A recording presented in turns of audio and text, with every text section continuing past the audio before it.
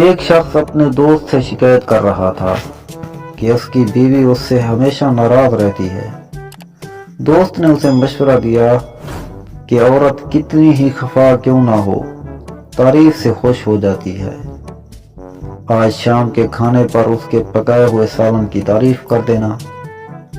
چنانچہ اس آدمی نے شام کو پہلا نوالا منہ میں لیتے ہوئے کہا، آہا آہا بیگم، مزہ آ گیا، کیا غضب کا سالن پکایا ہے۔ بیوی کھانا چھوڑ کر رونے بیٹھ گئی۔ خاوند نے وجہ پوچھی تو بیوی نے کہا، تم نے میری کسی چیز کی تعریف نہیں کی۔ خاوند نے کہا، تمہارے سالن کی تعریف تو کی ہے۔ بیوی بولی، یہ تو میں نے ہوٹل سے منگوایا ہے۔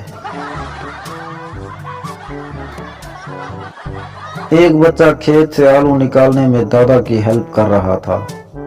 بہت تھک گیا تو بولا، آپ نے یہ سب آخر زمین میں دبائے ہی کیوں تھے؟ فقیر، ارے بابا کچھ دے دو، بہت بھوکا ہوں۔ سردار 100 روپے نکالتے ہوئے بولا، 50 روپے ہیں تمہارے پاس؟ فقیر خوش ہوتے ہوئے، ہاں جی ہے۔ سردار، اچھا تو پہلے وہ خرچ کر لو۔ ایک زمیندار نے نیا ملازم رکھا۔ ایک دن اس نے دیکھا ملازم بھینس کو دودھ پلا رہا ہے۔ زمیندار نے غصے میں آ کر پوچھا، یہ کیا کر رہے ہو؟ دودھ دوہنے کی بجائے اسے پلا رہے ہو؟ اس پر ملازم نے کہا، دودھ بہت پتلا تھا جناب، میں نے سوچا دودھ کو ایک چکر اور دے لوں۔